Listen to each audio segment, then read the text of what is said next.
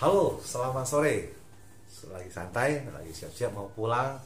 Ya, semoga kalian diberikan kesehatan, diberkahi, juga penjualan kalian, juga apapun kebutuhan kalian hari ini, sore ini kiranya diberkahi. Oke, saya mau bicara hari ini tentang eh, omset. Omset mungkin kita senang. Trik omset, bagaimana menambahkan penjualan sales. Pengalaman saya dalam dunia kerja, saya tentunya dari awal ketika sebagai sales di consumer good, saya belum mengerti. Dan ketika saya di produk keramik, saya belum mengerti. Tetapi ketika saya di dunia mobile phone, handphone, saya belum mengerti trik seperti ini.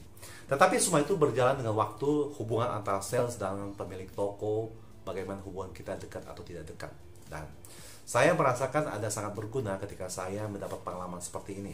Pertama, ketika kita harus tahu kekuatan satu toko, sebuah toko itu, baik itu consumer good, baik itu tentunya di dunia HP, dalam 1 minggu dia menghabiskan berapa, dalam 2 minggu dia menghabiskan berapa, dalam 3 minggu, dalam 1 bulan, maaf, dia menghabiskan berapa.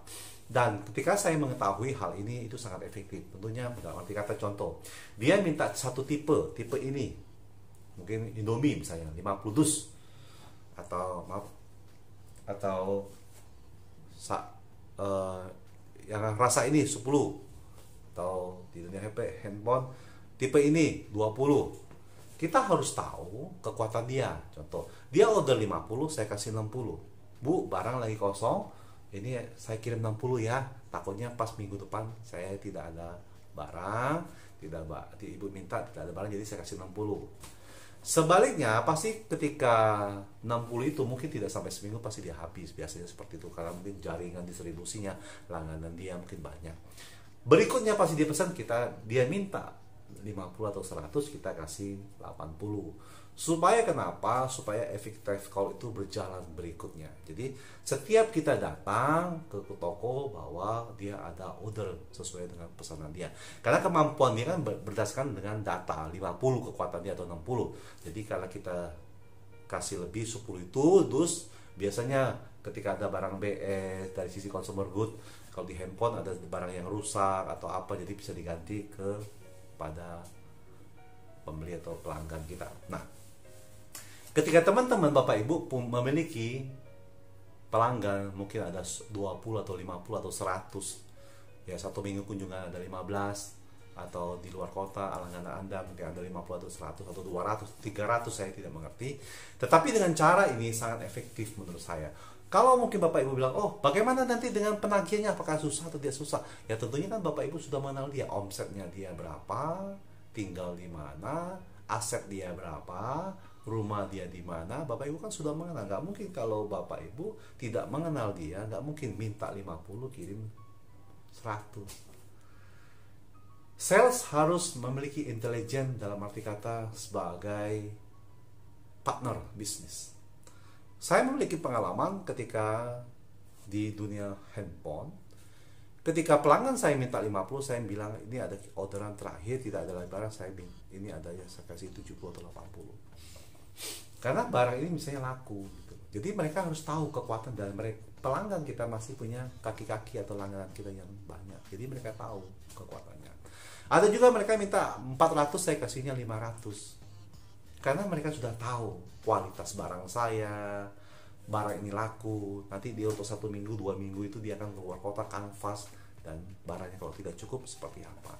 Tapi biasanya pemilik toko atau owner, dia sudah mengetahui harus ada buffernya. Buffer itu dalam arti harus ada kelebihannya stok di toko dia atau di gudang dia, supaya ketika dia membawa barang keluar kota, ada barang kerusakan untuk tukar, ada barang yang perlu diretur, dia harus retur ke konsumen supaya biar agak tepat, biar cepat pemberesannya, supaya barang yang rusak pelayanannya bisa kirim balik ke pusat. Itu dari sisi menaikkan omset penjualan. Itu cara saya ketika saya mengetahui di dunia handphone. Jadi sama dengan di dunia consumer good. Ibu pesan 20, Ibu maaf ini ada saya kasih 25 ya. karena barangnya takut kosong. Jadi takutnya nanti kan minggu depan kita perlu datang, takutnya buru habis. Kebetulan saya kasih ibu seperti ini. Kalau mereka tidak mau, ya kita jangan tidak paksakan, karena kita bicara sesuai kemampuan. Biasanya yang kita lakukan ini adalah ketika kita menawarkan hubungan antara sales dan pemilik toko sudah dekat. Tentunya pemilik toko tidak akan melarang, karena mereka, oh ya sudah, kirim saja, tidak masalah. Jadi harus seperti itu. Nah, dalam hal ini kadang-kadang pasti kita akan terjadi persaingan, tentunya persaingan tentang sama-sama sales. Jadi mungkin permintaan, contoh saya mau minta barang ini 3.000, tentu salah lain heran kenapa barang si A banyak, saya dikasih dikit. Teman-teman, saya bicara seperti ini adalah sesuai kita bicara data, omset penjualan.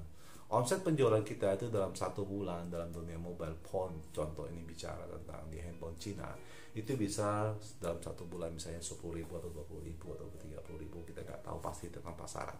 Tetapi adalah manajemen bisa menilai data kemampuan seorang sales itu mampunya jual berapa. Manajemen mengetahui data seorang sales itu kemampuannya berapa. Tidak mungkin dia bisa jual 10.000 masa dikasih 5.000, berarti kan omset kan turun. Kalau dia mampu jual 30.000, berarti manajemen harus alokasikan kepada salesnya adalah sekitar 30.000. Mungkin pencapaian dia 35.000 atau 40.000. Sebaliknya, ketika sales yang tidak memiliki kemampuan, ya kalau mampunya 5.000, 10.000 ya sudah. Jadi sesuai dengan kapasitas dia. Nah, dalam waktu berjalanlah yang menentukan bahwa sales ini performanya bagus atau tidak bagus. Tetapi juga sales ini harus belajar bagaimana jalan berbicara distribusinya, berbicara kepada pelanggan, trik salesnya, bagaimana kita memfollow up, memaintain, bagaimana kita menjadikan partner bisnis pemilik toko sopan santunnya agar tidak terlalu formal gitu.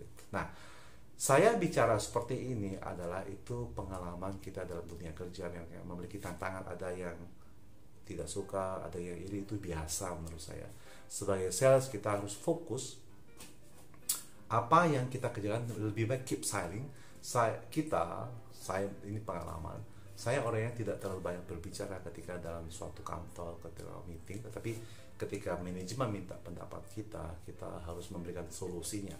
Karena ada hal-hal yang harus kita sampaikan dalam cover area kita, tentunya area kita ya, area penjualan kita, wilayah kita.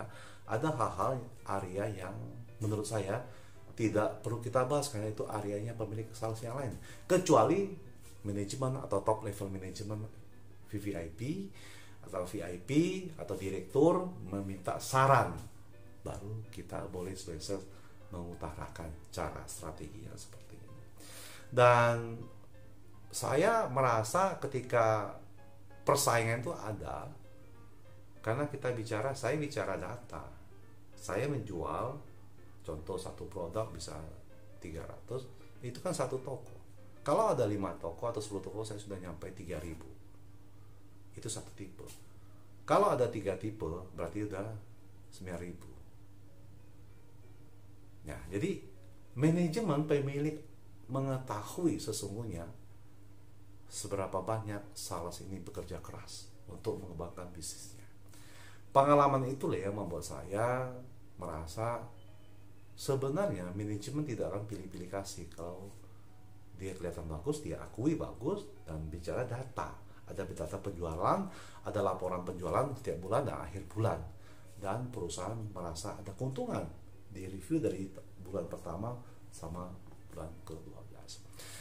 Itu menurut saya, teman-teman, sebagai sales memang tantangan besar, tetapi kalau untuk meraih sukses itu saya yakin bisa. Sukses itu bukan merasa kita banyak uang, tetapi dengan banyak kita belajar lewat YouTube. Saya belajar menjadi seorang YouTuber pemula, tapi saya proses pembelajaran itu tidak mudah tentunya. Tapi saya terus belajar bagaimana memberikan inspirasi, konten-konten yang tentunya yang memberi inspirasi, yang bisa menolong orang, memberi kontribusi yang banyak.